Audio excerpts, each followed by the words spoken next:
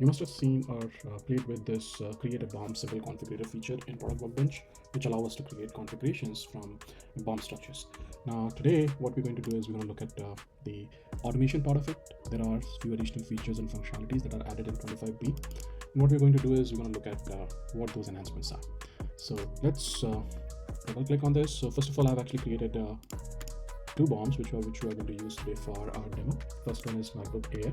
So this is a very simple structure with a few option classes: size, processor, memory, storage, display, and then a few options in them. Now in 25B, we actually added 4 additional columns in the BOM item definition. These columns are min selectable items, max selectable items, catalog path, and mutually exclusive. So mutually exclusive identifies whether it is a single select or multi-select. You only have to set it to Y when it is a single select. By default, it's going to create a multi-select menu. The catalog path is identifying where exactly you'll have to create the model and attributes. For example, on the model level, it is telling us that this model, MacBook Air, will be created inside Mac product family and MacBook product line. Similarly, if we left the catalog path blank for an option class, then it's actually going to create the attribute inside the model.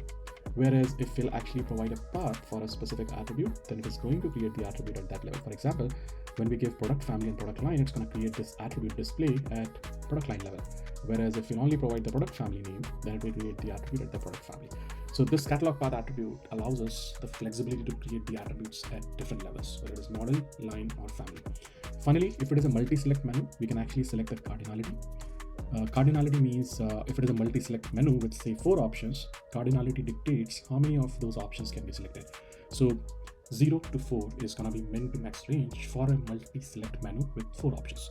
So you can say if it is required selection, then minimum selectable item is going to be 1.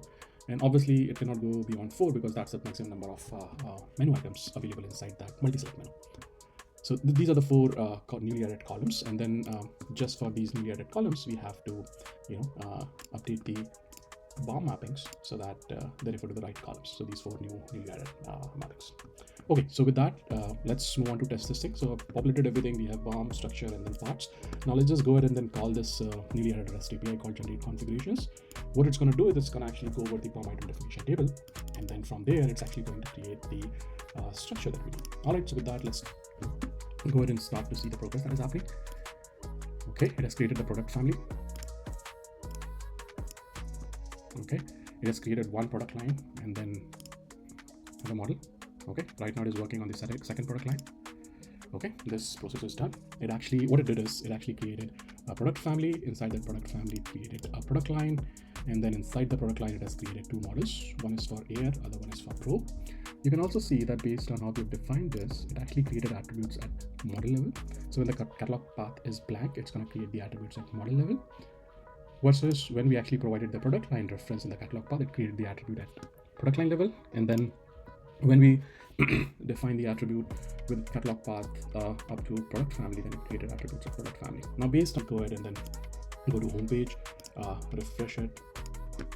And let's go to deployment center and deploy the homepage. Okay, let's go to the homepage. All right, we have our product family, our product line, and then within the product line we have 2 models, Air and Pro. Let's quickly look at Air. So it created single select menu.